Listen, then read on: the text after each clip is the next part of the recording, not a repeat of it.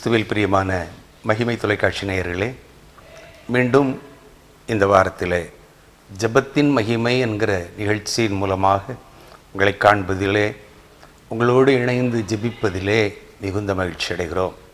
இந்த நாட்களிலே நமக்கு ஜெபம்தான் முக்கியமான ஒன்றாக கருதப்படுகிறது.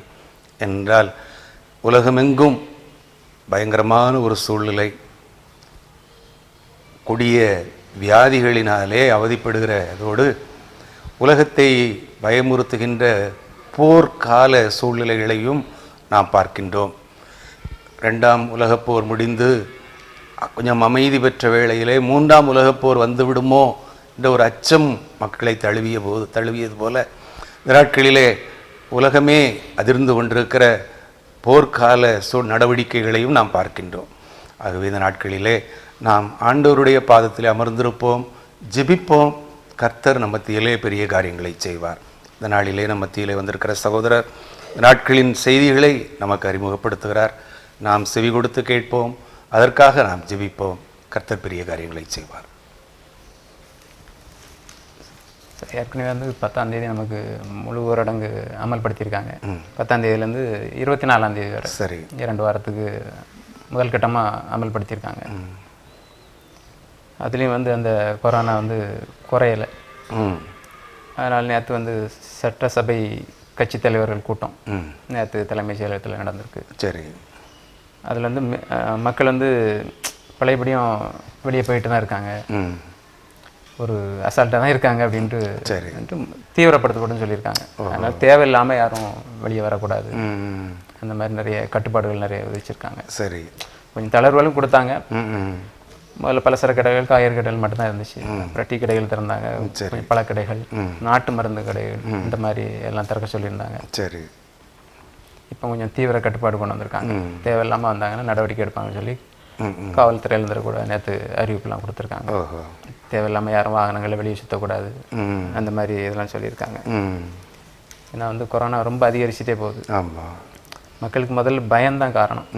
முதல்ல அது பயப்படக்கூடாது. சரி, பயப்படுறதுலேயே மூச்சு திணறல் நிறைய பேர் இறந்து போயிருக்காங்க. சில பேர் இன்னைக்கு டெஸ்ட் கொடுக்காங்க, நாளைக்கு நமக்கு எதுவும் ஆயிருமோன்னு நினச்சி ஒருத்தர் தற்கொலை பண்ணி செத்துருக்கு அப்படின்லாம் செய்தி பேப்பரில் கடைசியில் பார்த்தா அவருக்கு நெகட்டிவ் வந்திருக்கு. அந்த மாதிரி பயப்படக்கூடாது. சரி, என்ன சொல்றாரு? பயப்படாதேன்னு தானே சொல்றாரு. 365 தடவை பயப்படாதேன்னு சொன்னதாக வேதாகமத்தில் நம்ம பார்க்கிறோம். என்ன நடந்துற போகுது? இன்றைக்கு மரித்தால் நம்ம ஆண்டவரோட இருக்க போகிறோம் அப்படின்னு ஒரு நிச்சயம் வந்துட்டா என்ன, அவரை கொன்று போட்டாலும் அவர் மேல் நம்பிக்கையாக இருப்பேன் யோபு சொன்னார். அதனால் வரும் உபத்திரவங்கள் வரும். ஆண்டவர் சொல்லிருக்காருல, உலகத்திலே உங்களுக்கு உபத்திரவங்கள் உண்டு, ஆனாலும் திடங்கொள்ளுங்கள், நான் உலகத்தை ஜெயித்தேன். அரசாங்கம் எத்தனையோ கட்டுப்பாடுகளை கொண்டு வந்திருக்கு. மாத்திரை மருந்து கொடுத்து பார்க்குது, தடுப்பூசி போட்டு பார்க்குது. ஆனாலும் வெளியே போகாதன்னு தானே கேட்குறாங்க. நீ வெளியே ஏன் போகிற? உனக்கு தேவைக்கு போ, வேலைக்கு போவேன்னா போ, ஆனால் அதே நேரத்தில் உன்னை நீ காத்துக்கொள். விசேஷமாக மாஸ்கோ அல்லது சானிடைசரோ அல்லது சோசியல் டிஸ்டன்ஸோ நம்ம கீப்பப் பண்ணாலே நம்ம எல்லாம் இந்த வியாதி, அதாவது நம்ம ஒட்டாது. நம்ம ஏதாவது தொட்டால் தான் அந்த வியாதி பரவக்கூடியதாக ஒன்றாக இருக்குது. அது வேணும்னே நம்ம வெளியே போகும்போது நம்ம மூக்குக்குள்ளே போனோம் அப்படிங்கிறது இல்லை, பரவக்கூடியது தான். ஆனாலும் அதை நம்ம தொடும்போது தான். இப்போ நான் எங்கேயாவது ஒரு இடத்துல கம்பியில் கை வச்சிருக்கேன், எனக்கு கொரோனா நோயாளி ஒரு கம்பியில் கை வச்சிருக்காருன்னா அதை போய் நம்ம தொடுறோம். அதை தொடும்போது தான் நமக்கு பரவுது.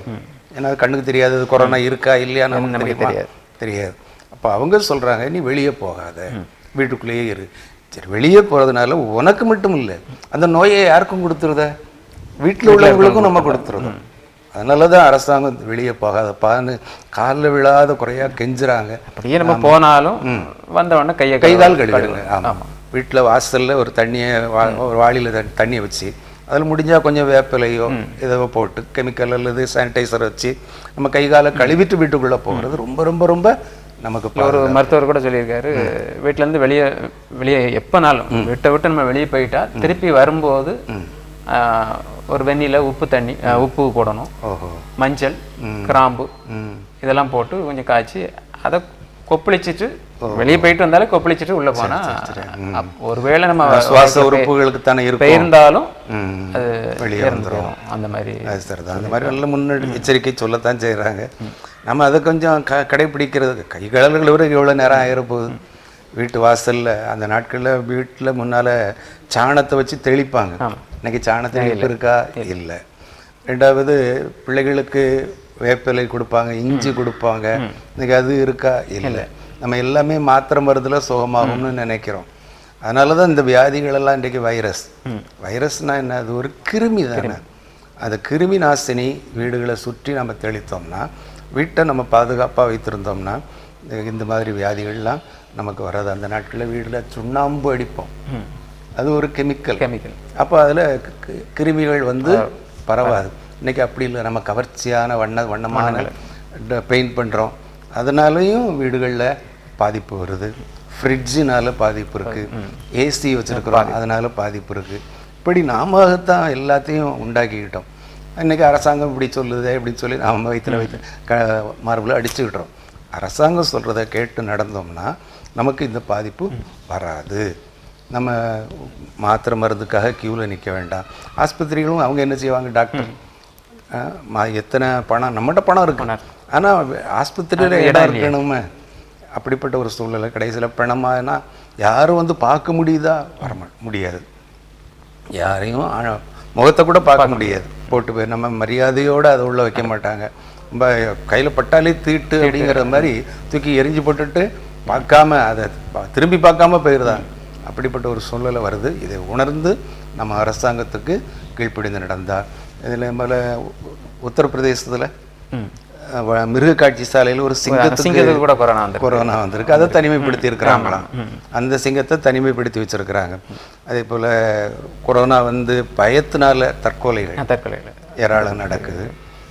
நிறைய பிணங்களை வந்து கங்கையில் மிதக்கு. அதனால எவ்வளவு பரவிட்டு இருக்கு. உத்தரப்பிரதேசம், பீகார்லாம் வந்து பிணங்கள் மிதக்கு. நம்ம கிருமி வந்துடக்கூடாதுன்னு சொல்லி தான் முந்தால எத்தனை நாள் ஆனாலும் வீட்டில் பாடியை சும்மா வச்சுருப்பாங்க. இப்போ அப்படி இல்லை. நம்ம ஃப்ரீசரில் வச்சு தான் வைக்கிறோம். ஒரு நாள் ஆனாலும் கூட 6 மணி நேரம் தன்னுடைய பிள்ளைகள் வர்றதுக்கு ஆகுனாலும் ஃப்ரீசரில் வைக்கிறோம். ஏன்? கிருமி பரவிடக்கூடாது. ஏன்னா இறந்த பிறகு உடல்ல இருந்து ஒவ்வொரு கிருமிகளாக வெளியே வரும். உடல் அழுகிய நிலையை தானே. இறந்த பிறகு உடல் அழுக தொடங்குது. அப்போ அதில் இருந்து கிருமிகள் பரவ தொடங்கும்னு தான் அந்த ஃப்ரீசரை கொண்டு வர்றோம். அந்த நாட்கள் அப்படி இல்லை. ஒரு வாரம் ஆனாலும் அது வாட்டுக்கு கிடக்கும் பிணம். அப்போ என்ன கொடுப்பாங்க? சில மருந்துகளை உள்ளே கொடுத்து எண்ணெய் இதெல்லாம் கொடுத்து உளுந்து எல்லாம் கொடுத்து அந்த பாடியை கிருமிகளை வெளியே வராத நிலைக்கு கொண்டு வந்துடுவாங்க. இப்போ அப்படிப்பட்ட நிலையில் உடனே ஃப்ரீசரை கொண்டு வந்து வச்சுருந்தோம். அது அதனால் கிருமிகள் பரவுறதுக்கும் வாய்ப்பு இல்லை. இப்போ நம்ம ஊரடங்கை அனுசரித்தோம்னா, கடைப்பிடித்தோம்னா இந்த மாதிரி ஆபத்து கொரோனாங்கிறது நம்ம வீட்டுக்கு வராது. இந்த கொரோனாவினுடைய பரவலை நம்ம குறைக்க முடியும். ஒருவேளை அரசாங்கம் கொரோனா பரவல் குறைஞ்சிட்டுன்னா அவங்களாவே ஆட்டோமேட்டிக்காக அந்த ஊரடங்கை தளர்த்திடுவாங்க.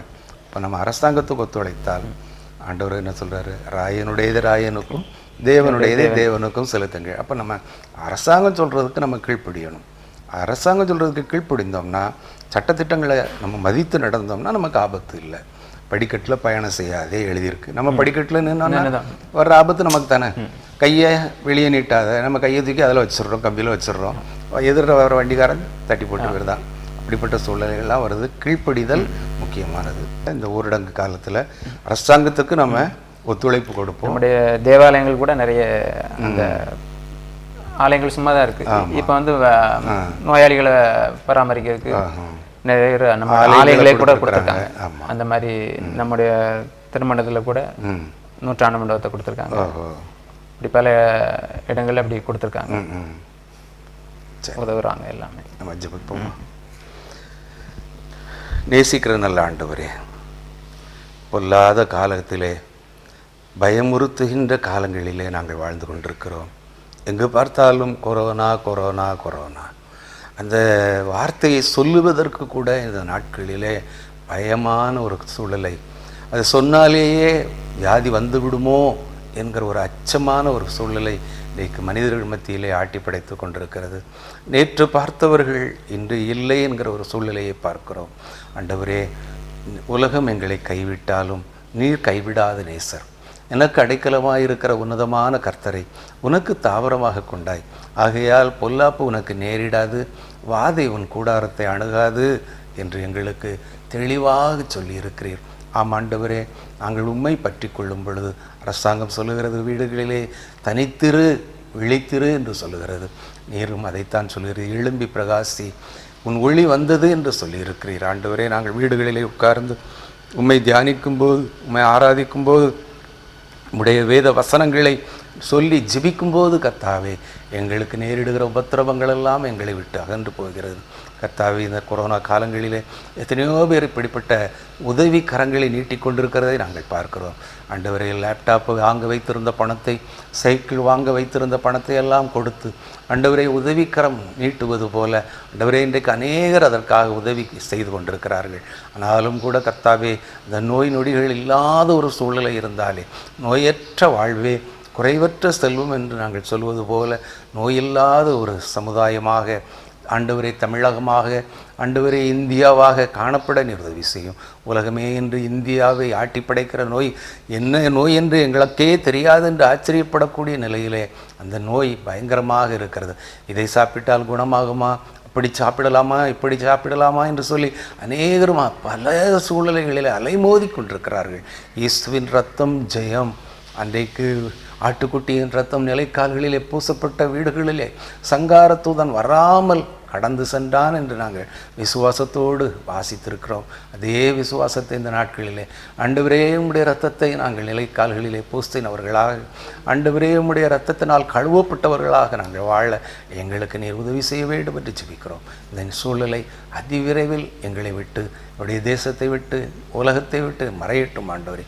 இப்படிப்பட்ட ஒரு வார்த்தை நீ எங்களுடைய காதுகளிலே இல்லாதபடி, என்னுடைய சந்ததி அதை குறித்து கேள்விப்படாதபடி நீர் பாதுகாத்துக்கொள்ளும். மீதியான காலங்களை நீர் பொறுப்பேற்றுக்கொள்ளும். இயேசுவின் நாமத்தில் ஜெபிக்கிறோம் நல்ல பிதாவே, ஆமென். கடந்த 11ஆம் தேதி அன்னையர் தினம் கொண்டாடப்பட்டிருக்கு. சரி. அது 1912ஆம் வருஷம் அன்னையர் தினம் வந்து உருவாக்கியிருக்காங்க. சரி. அதாவது மே 11 2வது வாரம் வருஷத்தில் அதை அமெரிக்க தேசத்தில் உருவாக்கியிருக்காங்க. சரி.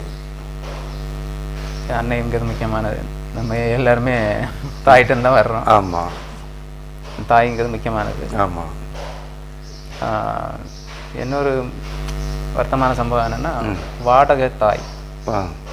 நிறைய பேர் வாடகை தாய் மூலமாக குழந்தை பெற்றுக்கிறாங்க. அது இந்தியாவில் தான் அதிகமாக இருக்குது. சரி. அதுக்கு 1 லட்சம் முதல் 50,000 அப்படி ரூபாலாம் கொடுக்காங்க, பணம் கொடுத்து. ஆமாம், பெற்றுக்கிறாங்க. ஏன்னா வெளிநாடுகளில் அதுக்குள்ள சூழ்நிலைகள் இல்லை. அதனால் இந்திய தாயை பயன்படுத்தி குழந்தைகள்லாம் பெற்றுக்கிறாங்க. சரி சரி. அதெல்லாம் கொஞ்சம் நீங்கணும். தவறான தாய்மைங்கிறது ஒரு மதிப்பிற்குரியது, மரியாதைக்குரியது. அது இன்னைக்கு கேலி பொருளாக பணத்தை கொடுத்து வாங்கலாம் என்கிற நிலை இருக்குது அப்படிங்கிறீங்க. என்ன உலகத்தில் இந்தியா தான் அதிகமாக இருக்குது. அதெல்லாம் தவிர்க்கப்படணும். சரி. அது மாதிரி தாய் வந்து பிள்ளைகளை நல்ல வழக்கத்தில் வளர்க்கணும். அதுக்காண்டி நம்ம ஜெபம் பண்ணணும். தாயிடம் தாயிற் சிறந்த கோயிலும் இல்லை. அன்னையும் பிதாவும் முன்னறி தெய்வம். அன்னை தான் முதல் இடம் பெறுகிறார்கள். அதுவும் இந்திய தேசத்தில், தமிழகத்தில் அன்னையை நீதிமொழிகள் பார்த்தீங்கன்னா, தாயின் போதகத்தை தள்ளாதே, வயது சென்றவளாகும்போது அவளை அசட்டை பண்ணாதே, அப்படின்லாம் நிறைய ஆலோசனைகள். அம்மாவுக்கு நம்ம முக்கியத்துவம் கொடுக்கணும். அம்மா என்கிற ஒரு வார்த்தை, அது ஒரு அழகான தமிழ் வார்த்தை. ஏன்னா அதை போல ஒரு இனிமையான வார்த்தை இல்லை. அதனால இந்த அன்னையர் தினத்துல நம்ம அன்னையர் என்று சொல்லி தேசத்தை கூட தாய்நாடுன்னு தான் சொல்லிட்டு, தாய்நாடு. ஆமா, தாய்மொழி. ஏன்னா இப்படிப்பட்ட ஒரு பெருமைக்குரிய ஒன்றாக தாயை வைத்திருக்கிறோம். அந்த தாயை நம்ம கடைசி வரை கலங்காம நம்ம பாதுகாக்க வேண்டியது நம்முடைய கடமை. இது நம்முடைய அம்மா மட்டும் இல்லை, அதே போல பெரியம்மாவும் ஒரு அம்மா தானே. என்ன, பாட்டியும் ஒரு அம்மா தான். அதனால பெரியம்மாவையோ அத்தையையோ நம்ம அலட்சியமா எண்ணாதபடி, பாட்டிமாரை அலட்சியமா எண்ணாதபடி அவர்களுக்குரிய மதிப்ப மரியாதையை நாம் கொடுக்கணும். அதை இந்த நாளில் நினைவு கூறுவோம். அதே போல் மே 12ஆம் தேதி உலக செவிலியர் தினம். நர்ஸுகள் தினம். சரி. ஏன்னா இப்போ அது ரொம்ப முக்கியத்துவம் வருது. ஏன்னா இப்போ இந்த கொரோனா நேரத்தில் அவருடைய சேவை தான் அதிகமாக இருக்குது. ஏன்னா அவங்க அந்த தாய்மை பண்பு ஒப்பிடும்போது இந்த சேவைங்கிறாலே அது பெண்கள் தானே. நோயாளிகளை வந்து கிட்ட இருந்தே கவனிச்சுக்கிட்டுறாங்க. ஆமாம் ஆமாம், ஏன்னா கோவப்படாமல், ஏன்னா அவங்களுக்கு அந்த ஃபர்ஸ்ட் சொல்லிக் கொடுக்குறதே அதுதான். ஆண்கள் வந்து முரட்டுத்தனமாக இருப்பாங்க. ஒரு பொண்ணுல துடைக்கணும்னா கூட அவங்க வந்து தாய்மையோட துடைப்பாங்க. இவங்க அப்படி இல்லை, கடமைக்காக அழுத்தி துடைக்கும் போது அவங்க வேதனையோட இருப்பாங்க. அவங்க எல்லா இதையும் பொறுமையாக சகிச்சுட்டு நோயாளிகளை பராமரிக்காங்க. நம்ம அவங்களுக்காண்டி ஜெபம் பண்ணோம். 1965 இது உருவாக்கியிருக்காங்க. உலக செவிலியர் தினம் உருவாக்கியிருக்காங்க. இது அமெரிக்க தேசத்தில் தான் உருவாக்கியிருக்காங்க. இந்தியாவில் உள்ள மருத்துவமனைகளுக்கு வந்து ஒரு இப்போ 20 லட்சம் செவிலியர்கள் தேவைப்படுறாங்க. தேவையே இருக்குன்னு 20 லட்சம். அப்போ வந்து 10 லட்சம் தான் இருக்குது. இருக்கு. ஒரு நோயாளிக்கு 500 நோயாளிக்கு ஒரு செவிலியர் தான் இருக்கு. அது எப்படி தாக்கு பிடிக்க முடியும்? என்ன நிறைய பேர் இன்னும் செவிலியர்கள் நிறைய உருவாக இருக்கிற சூழ்நிலையில் அந்த அவங்களுக்கு கொடுக்கப்படுற அந்த கவச உடை அதை அணிவதற்கே அவங்க எவ்வளவு கஷ்டப்பட வேண்டியது. கூட ஒரு செய்தியில் படித்தேன், ஒரு அந்த உடையை போட்டுட்டு கலத்துறாரு ஃபுல்லாக உள்ள நினைஞ்சிருக்கு ஒரு மருத்துவர். அவசரத்துக்கு ஒரு டாய்லெட் போகணும்னா கூட போக முடியாத ஒரு சூழ்நிலை இல்லை. அந்த தன்னுடைய தேவைகளை கூட அவங்க தியாகம் பண்ணி அர்ப்பணித்து அந்த மருத்துவத்தெல்லாம் செஞ்சுட்டு இருக்காங்க. அது மட்டும் இல்லை, குழந்தை பிறந்த உடனே அந்த குழந்தையினுடைய முதல் அரவணைப்பு யாருக்கு தான்? அம்மாட்ட இல்லையே, அந்த நர்ஸ் தானே எடுத்து, அவங்க தான் அதை எடுத்து கையில் வைத்து அரவணைத்து அதை அழகா சுத்தப்படுத்தி அந்த தாயிடம் கொடுக்குறாங்க. அப்போ அன்னையர் தினத்தை நம்ம நினைவு கூற 11ஆம் தேதி, 12ஆம் தேதி இந்த செவிலியர்கள். அப்போ அன்னையர்களை விட செவிலியர்கள் சிறப்பான ஒரு இடத்துக்கு வந்துடுறாங்க. அதான் அடுத்தடுத்த நாளில் வருது. ஆமாம், அப்படி உருவாக்கியிருக்காங்க. அவங்களுக்காண்டி நம்ம ஜெபம் பண்ணுவோம். சரி, ஜெபிப்போமா. தான் மரணத்தின் சந்தித்த நாளிலே மெய்சிலுவையில் அறைந்த போதும் தனக்கு அருமையான சீஷனை கூப்பிட்டு, சீஷனே அதோ உன் தாய், ஸ்திரீயே அதோ உன் மகன் என்று சொல்லி தன்னுடைய மரணத்திற்கு பிறகு தன்னுடைய தாயை போஷிக்க வேண்டும் என்பதற்காக ஒரு சீஷனை ஏற்படுத்தின எங்கள் அன்புள்ள ஆண்டவரே.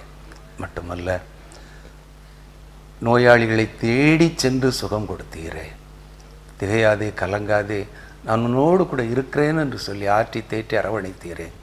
ஆண்டவரே, இந்த நாட்களிலே, கடந்த நாட்களிலே, குறிப்பாக மே மாதம் 11, 12 ஆகிய நாட்களிலே அன்னையர் தினத்தையும் செவிலியர் தினத்தையும் அடுத்தடுத்து நாங்கள் ஆங்காங்கு கொண்டாடிய நிகழ்வுகளை நாங்கள் செய்தித்தாளிலே வாசிக்கிறோம். செவிலியர் என்றாலே தேசத்திற்காக தங்களை அர்ப்பணித்தவர்களாக நாங்கள் பார்க்கிறோம்.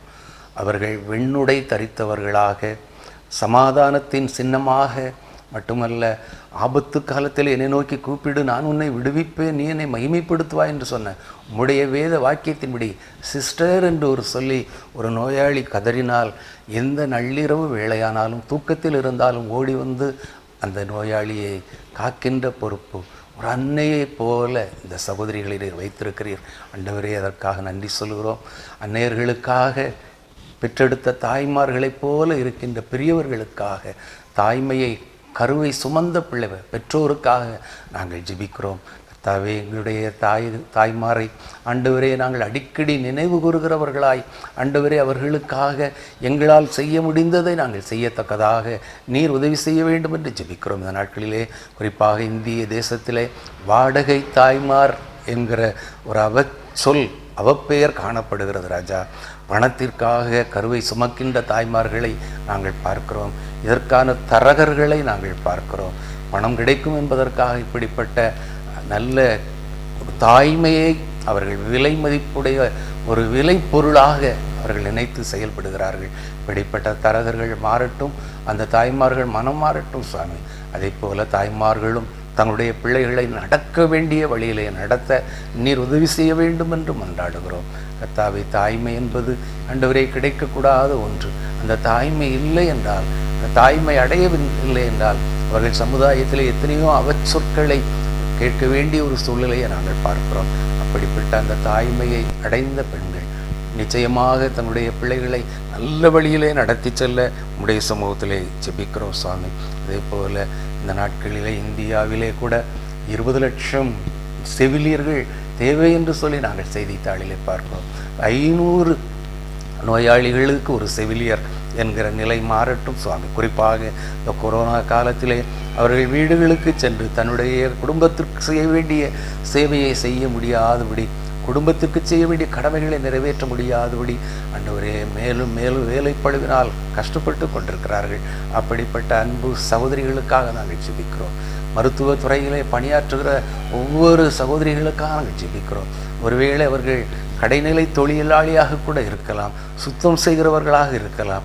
ஆண்டவரே, அப்படிப்பட்ட அந்த சகோதரிகளையும் நாங்கள் நினைத்து ஜெபிக்கிறோம். இப்படிப்பட்ட நாட்களை நினைத்து அவர்களுக்கு உரிய மரியாதையை கொடுத்து அவர்களை கனப்படுத்த நீர் எங்களுக்கு உதவி செய்ய வேண்டும் என்று ஜெபிக்கிறோம். கர்த்தாவே, அந்நியர்களை வாழ்த்துகிறோம், செவிலியர்களை வாழ்த்துகிறோம். மகிமை தொலைக்காட்சியிலே ஆண்டவரே பார்த்து கொண்டிருக்கிற எத்தனை அந்நியர்கள் இருந்தாலும், எத்தனை செவிலியர்கள் இருந்தாலும் அவர்களுக்கு உடைய கிருபையின் கரம் ஆசீர்வாதத்தை கொடுக்க வேண்டும் என்று ஜெபிக்கிறோம். அவர்கள் நிமித்தமாக அந்த குடும்பங்கள் ஆசீர்வதிக்கப்பட வேண்டும் என்று ஜெபிக்கிறோம் சுவாமி. அன்று ஒரு நாளிலே ஃப்ளாரன்ஸ் நைட்டிங்கேல் என்ற ஒரு அம்மையார் ஆண்டவரே நோயாளிகளை, போரிலே காயமடைந்த நோயாளிகளை இரவென்றும் பகலென்றும் பாராமல் கையிலே மண்ணெண்ணெய் விளக்கை வைத்து கொண்டு தேடி சென்று ஆண்டவரே பராமரித்ததை நாங்கள் கேள்விப்படுகிறோம். அவருடைய பிறந்த நாளைத்தான் இந்த நாட்களிலே செவிலியர் தினமாக கொண்டாடுவதாக நாங்கள் கேள்விப்படுகிறோம். இப்படிப்பட்ட நல்ல உள்ளங்கள் கர்த்தாவே அதற்குரிய பலனை பெற்றுக்கொள்ளட்டும். அவருடைய சந்ததிகள் ஆசீர்வதிக்கப்படட்டும். இயேசுவின் நாமத்தில் மன்றாடுகிறோம் நல்ல பிதாவே, ஆமென். மீண்டுமாக உம்முடைய பாதத்திலே வரும்படியாக கர்த்தாவே, இந்த கொரோனா என்கிற பயங்கரமான வியாதி நிறைந்த காலத்திலே, இதோடு மட்டுமல்ல எங்கு பார்த்தாலும் போர் நிலவுகிற ஒரு சூழ்நிலையிலே எங்களை வாழ வைத்திருக்கிறீர். நாங்கள் வாழ்ந்து கொண்டிருக்கிறோம். நாளும் உம்முடைய கரம் எங்களோடு கூட இருப்பதற்காக நன்றி சொல்கிறோம். மக்களை, மகிமை தொலைக்காட்சி பார்த்து கொண்டிருக்கிற மக்களும் கூட இப்படிப்பட்ட ஓய்வு நாளிலே உம்முடைய பாதத்திலே காத்திருந்து ஜெபிக்கின்ற பாக்கியத்தை கொடுத்தீர். குடும்பங்களை ஆசீர்வதியும், தொலைக்காட்சி ஊழியத்தை ஆசீர்வதியும். ஆண்டவரே, ஆராதனைகளை தொலைக்காட்சியிலே கொண்டு வந்து கொண்டிருக்கிற இந்த மகிமை தொலைக்காட்சி உமக்குள்ளாக வளர்ந்து பெருகட்டும் சுவாமி. அதை பொறுப்பேற்று நடத்துகிற குடும்பத்தை நீர் ஆசீர்வதியும். இயேசுவின் நாமத்தில் ஜெபிக்கிறோம் நல்ல பிதாவே, ஆமென். அன்பானவர்களே, இந்த நாளிலும் உங்களோடு கூட செய்தித்தாள் நிகழ்ச்சிகளை பகிர்ந்து கொண்டு ஜெபித்தோம். எங்களும் ஜெபித்தீர்கள். கர்த்தர் உங்களையும் உங்களுடைய குடும்பங்களையும் இந்த பொல்லாத காலத்தில் விலக்கி பாதுகாப்பாராக. இயேசுவின் நாமத்தில் உங்களை வாழ்த்துகிறோம். மீண்டும் அடுத்த வாரம் சந்திப்போம். நன்றி, வணக்கம்.